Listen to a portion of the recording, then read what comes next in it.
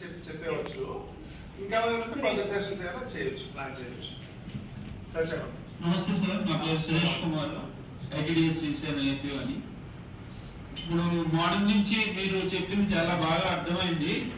Plus AI కూడా చాలా interesting subject కాబట్టి అందరం యాక్టివేట్ గా పార్టిసిపేట్ అయినాము.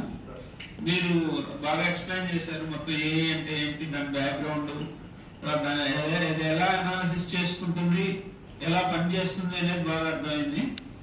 మిస్ అయింది ఏంటంటే అదే అందరూ చెప్తున్నట్టు యాక్చువల్ గా మనం దాన్ని ఎలా యూజ్ చేసుకోవాలనేది, ట్రైబల్ కి ఎలా అప్లై చేయాలనేది అంత క్లారిటీ రాలేదు మాకు.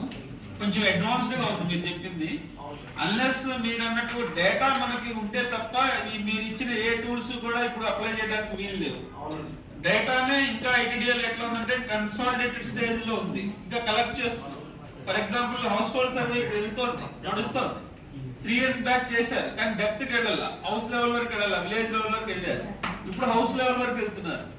ఈ డేటా వన్స్ వస్తే అప్పుడు మనం ఇది అప్లై చేయడానికి రిగ్రెషన్ కానీ లేకపోతే కన్సాలిడేషన్ కానీ అవన్నీ చేసుకోవచ్చు. కానీ ప్రస్తుతం మనకేం కావాలంటే ఫర్ ఎగ్జాంపుల్ చాట్ జీపీటీ ఎలా వాడాలి, అలాగే లేదా పవర్ పాయింట్ ప్రెజెంటేషన్ మనం సింపుల్ గా ఎలా తయారు చేసుకోవచ్చు, ఇలాంటివి కొన్ని రిపోర్టింగ్ సిస్టమ్స్ మనం ఎలా వాడుకోవచ్చు అన్న దాని మీద ఇస్తే మనం ప్రస్తుతం దాని మీదే వర్కౌట్ చేస్తున్నాం. కానీ ఇంకా కోడ్ బేస్డ్ దానికి మేము వెళ్ళలేదు.